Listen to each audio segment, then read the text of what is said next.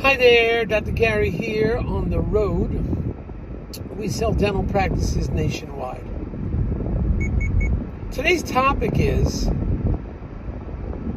the disgruntled seller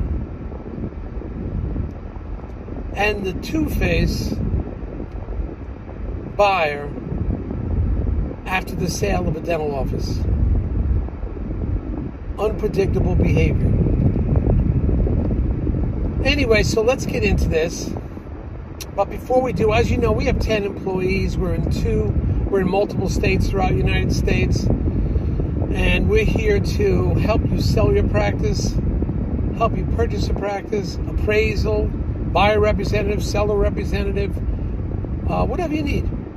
Evaluation, we are here for you. And we'll get into what we can do for you, etc. Now, if you're thinking about selling to a DS, and before we forget, our phone number is 201-663-0935, and our website is dentalpracticeguide.com, or you can also reach us at nationwidedentalpracticebrokers.com. So we're always available to you. We try to do these as they're breaking information, so we apologize, not a fancy studio. This is just word from the street and what we do, and etc.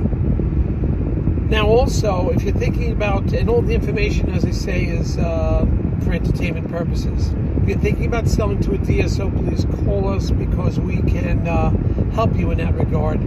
DSOs are usually looking for over $1 million practice, minimum of 5 operatories or more, doctor willing to stay on, although the majority of them now want 1.8 million or more. A lot of consolidation going on in that group. So call us, we'll give you the details on it. Furthermore, our commission's generally paid by the DSO. We don't work for them, but they'll generally pay it.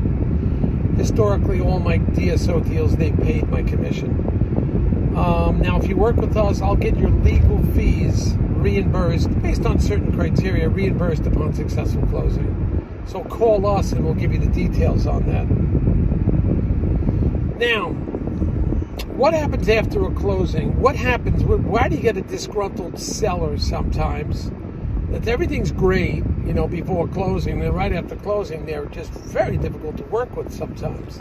Or the attitude changes. What happens there? And then what happens to the two-faced buyer? The buyer that's all happy and motivated, all of a sudden when they take on ownership, it's like a different person. I'm just telling you this to be aware. This is why, if you have employment as a seller, post-closing, you must have great employment contracts and termination agreements. That is so important. And the reason you use the dental attorneys, they've been there, they've done that. They see the problems that happen. And they incorporate that into future contracts. And that's what you've got to be aware of. That these things happen. Really run into problems sometimes, significant problems. Now, just recently, we had a buyer. He was a great buyer.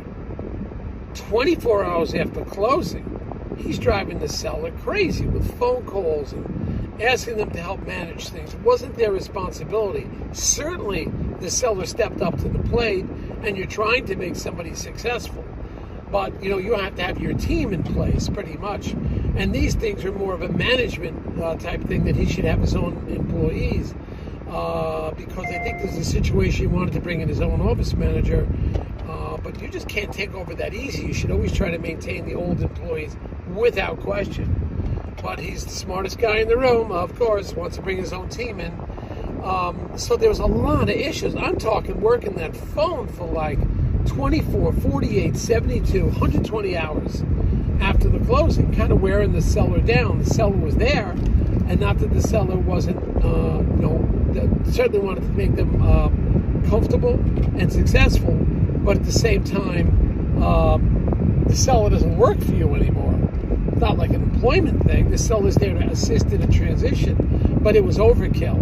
It's essentially they wanted the seller to do a to take over management roles, which the doctor had brought his own manager. So there to assist you, but not to work for you. Now, to work for you, sometimes, yes, the selling doctor will work as an employee. But, you sellers that are going to engage in that kind of type of thing, well, you've got to have a situation where you get along, and you have to have termination clauses in your contract, as the employment contract, as the seller, if you're going to work for them post-closing. If this fellow or this gal is going to turn into a Jekyll and Hyde, two different personalities, two-faced, you got to get out of there. And you have to have reasons to get out of there, and a contract that states specifically. Remember, when there's an argument about anything, contractual argument, the only thing you have to go back to is your contract. That's it. It's your contract. Not he said, she said, I'm not sure this. It's your contract. So you got to remember that. That's why, once again, I know I keep repeating this thing. Dental attorneys, and many attorneys can work in any state across the country. Don't tell me about your friend that you're a family attorney for years, you must use them, and this is a simple dental deal because that attorney has been involved in hospital mergers. I love that one. Hospital mergers. Oh, they're so smart. They don't know it. They don't know our field. Save yourself the headache. My biggest headaches continue to be wrong attorneys, nightmare landlord, wrong bank. Over and over again. Maybe someday they'll listen to me. I don't know. But there's personality change by the buyer. I mean, this guy we just closed on the deal. It's like, who is he or she? It's like, is this the same person I've been dealing with for 3 months? What is going on here? And I'm running into this problem now. Termination clauses for you, the seller, to get out of. Great contract to reflect on. Now, this one seller is almost he's not working for the doctor, he's trying to help him transition, but, it's not fair that they are asking the seller to do management work. Transition is one thing, two-phase. And then there's been some other behavioral changes on the buyer that I'm like, whoa, step back, just take it easy, pal. I couldn't believe it. So be prepared for that as a seller. And the buyer, yeah, you got to be prepared. Sometimes the seller does not feel they got the right dollar amount for the practice. They feel that they were cut out. They were cut too low, and they'll oblige by the terms of the contract, but that's it. They're not going to extend themselves beyond that, beyond what the contractual agreement is. So you got to understand that. So you try to come in and beat up the seller too much and bring down the price too much, doesn't always work in your favor. Believe me, yes, you got a great deal, and the seller had no choice in one of those situations. Sometimes you don't want to beat up the seller too much because they worked the practice for many years, and they can bring things to the table. And they know something about every single patient, especially some of their personal finances. Some guy or gal that was getting divorced and coming into or an inheritance coming in, they were always going to do their work. $50,000, $60,000 makeover, who knows? But, they could bring that to the table. They're not obligated to do that. So something to think about. Don't piss off the seller too much. Be real careful with that. And, or this seller can be disgruntled, and you've got to be prepared as a buyer. Come the day after closing, the buyer will say to himself, what did I do wrong? And it's understandable. You're trying to build your business, and it's hard enough, but you understand where the seller's coming from, too.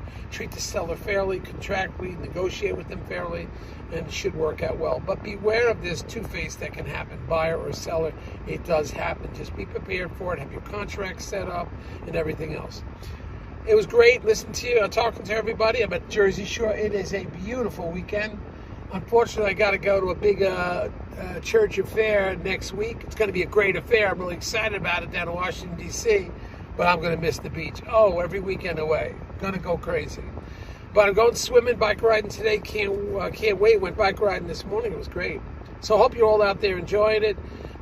Remember, your success rate is 99.75%. You're going to do fantastic. Believe me, we got your back. If you have questions, even if you're not one of our clients, please call us. We'll be more than happy to help you. Okay? We've been there, done that, and we are here to help you. Now, we have all new videos coming out. I think we're over 350 now. I think they say we're the largest ones in the country as far as videos on buying and selling dental practice for YouTube. So listen and we'll help you out, okay? Subscribe and you'll hear about all the new videos as we come out. We have a lot of them coming out. So thank you for listening. It is a great day. It's a Sunday. Get to the beach. Do something. Go by the mountain streams. Get near some water. I'm going swimming. See you later, team. Bye.